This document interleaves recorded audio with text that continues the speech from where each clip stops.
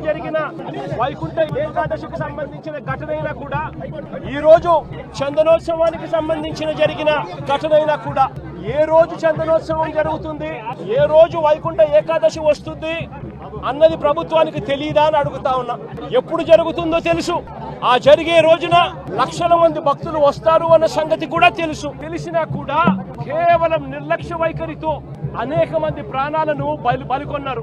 వైకుంఠ ఏకాదశి నాడు తిరుపతిలో 6 మందిని ఇలాగే నిర్లక్ష్యం చేసి పొట్టను పెట్టుకున్నారు. అప్పుడు కూడా అంతే, చంద్రబాబు నాయుడు గారు కుప్పం పర్యటన ఉంది అని చెప్పి పోలీసులందరినీ కూడా కుప్పం పంపించారు.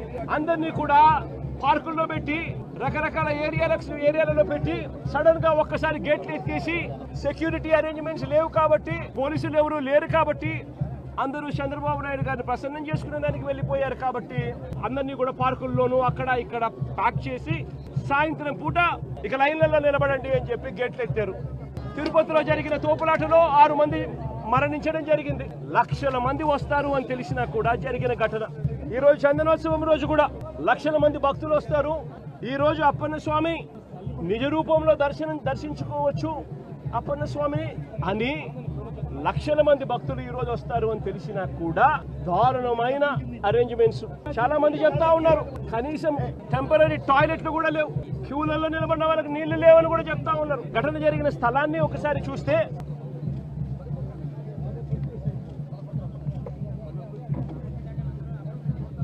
ఆరు రోజుల కిందట గోడ కట్టడం మొదలు పెట్టారు.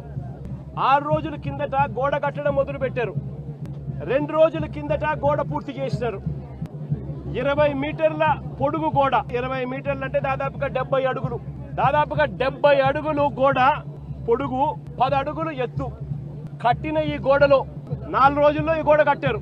ఈ గోడ కట్టే దాంట్లో ఎక్కడా కూడా కాలమ్స్ ఎక్కడా కనిపించవు. రీఇన్ఫోర్స్డ్ కాంక్రీట్ గోడ కట్టాల్సిన చోట కనీసం ఎటువంటి టెండర్లు కూడా పిలవకుండా మంత్రులు పర్యవేక్షిస్తున్నారు అని అంటారు. 5 మంది కమిటీ సభ్యులు అంటారు, వస్తారు, పర్యవేక్షించినారు, చూసినారు, గోడ కట్టడానికి పర్మిషన్ ఇచ్చినారు. 6 రోజుల్లో గోడ కట్టారు. టెండర్లు కూడా పిలవకోకుండా కట్టేసేయండి అని చెప్పి కట్టేశారు. నేను అడుగుతా ఉన్నా, ఈరోజు అధికారంలోకి వచ్చి చంద్రబాబు నాయుడు గారు దాదాపుగా సంవత్సరం అయింది చంద్రబాబు నాయుడు గారు అధికారంలోకి వచ్చి. నేను అడుగుతా ఉన్నా చంద్రబాబు నాయుడు గారిని, చందనోత్సవం ఎప్పుడు జరుగుతుందో మీకు తెలియదా అని అడుగుతా ఉన్నా. మరి చందనోత్సవం పలానా రోజు జరుగుతుంది అని చెప్పి తెలిసినప్పుడు ఈ గోడ కట్టించే కార్యక్రమం ముందే ఎందుకు మొదలు పెట్టలేదు అని అడుగుతా ఉన్నా.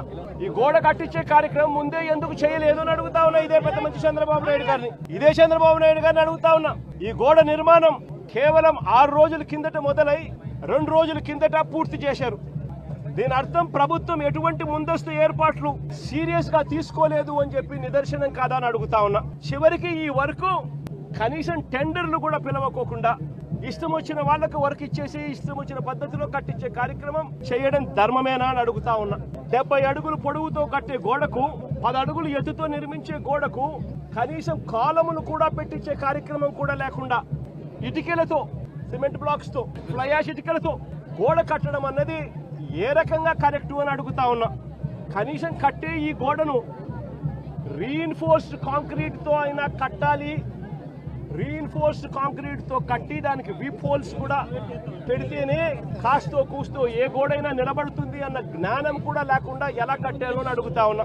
2 రోజుల కిందనే గోడ పూర్తయింది అని తెలుసు, వర్షం కూడా ముందు రోజు రాత్రి పడింది అని కూడా తెలుసు.